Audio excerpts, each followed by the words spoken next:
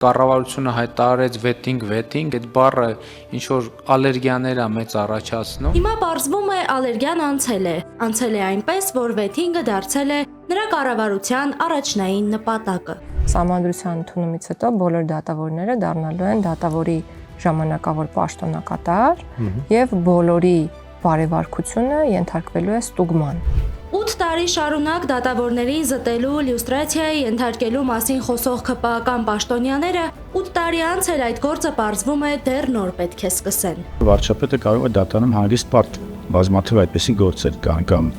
քաղաքական բարձրաստիճան պաշտոնատար անձին, բայց միևնույն ժամանակ որոշ քաղաքական գործերով մենք կարող ենք ասել, որ գործադիր իշխանությունը միջամտում է, բայց դրանք առանձին գործեր են։ Հոնքն ուղղելու փոխարեն, սակայն կարող են աչքը հանել, եթե իշխանությունը գնա դատավորների զտման, խախտելով մարդու հիմնարար իրավունքները։ Ես գտնում եմ, որ Հայաստանում նման հանգամանքներ երբեք չեն եղել։ Մենք այդ աստիճան ճգնաժամ չենք ունեցել դատական համակարգում։ Արհեստական զտումները ոչ թե կմեծացնեն անկախությունը, այլ համակարգը կգցեն նոր կախվածության մեջ, առաջացնելով դատական կոլապս։ Չի որ Հայաստանում դատավոր կա, որ վարչապետի ասածը կարող է չանի։ Ուժեղ Հայաստան կուսակցության անդամ սահմանադրագետ Գոհար Մելոյանի դիտարկմամբ իշխանությունն արդեն իսկ իրականացրել է դատավորների փաստացի զտում։ Ըստ Մելոյանի, դատավորների 60% նոր նշանակումներից հետո թիրախում են հայտնվել այն եզակի դատավորները, որոնք դեռ առաջնորդվում են սեփական խղճով ու օրենքով։ Այն հատուկենտ դատավորները, ովքեր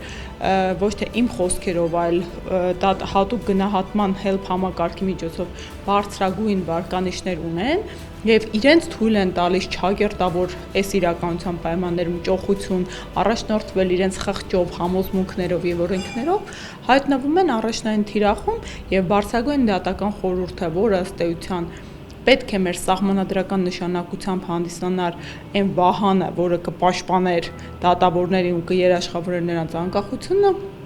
վերահացվել դատավորներին ճնշող մահակի ու Գոհար Մելոյանի գնահատմամբ սահմանադրության փոփոխության քողի տակ իշխանությունը փորձում է փոխել նաև բարձրագույն դատական խորհրդի ձևավորման կարգը, այն ամբողջությամբ հանձնելով խորհրդարանի, այսինքն քաղաքական մեծամասնության կմահաճույքին։ Այս պահին բարձրագույն դատական խորհուրդը ձևավորվում է 5 անդամների ձևաչափով, 5-ին օրենսդիր մարմինն է ընտրում, 5-ին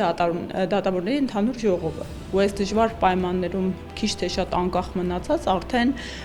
հարկադրված են այս ճնշման ներքո մի քանի անգամ մտածելու, թե ինչ բնույթի որոշում են ընդունելու ու կայացնելու։ Դատավորների նկատմամբ քաղաքական ճնշումների մասին է ահազանգում սահմանադրագետ Վահե Գրիգորյանը։ Քաղաքական գործերով իշխանությանն անհրաժեշտ են դատավորներ, ովքեր պատրաստ են կատարել ցանկացած հակաիրավական պահանջ։ Մենք չգիտենք, թե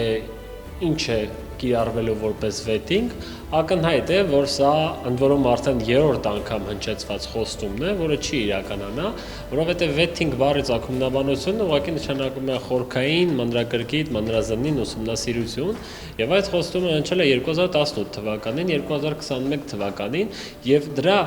չկատարվելու փաստի ուժով պայմանավորված այն կորցրել է այլևս իր արդիականությունը։ Իշխանությունը ըստ Գրիգորյանի վեթինգի անվան տակ դատական համակարգում, այսպես ասած, հավաքագրում է յուրային դատավորների։ Հուսով եմ բոլորը հիշում են այն դատավորներին ու լիազորությունները կասեցվեցին, ովքեր քրեական հետապնդումների ենթարկվեցին, սակայն վերջում արդարացվեցին, սակայն ոչ բոլոր մարդիկ են հոգեկան, ֆիզիկական,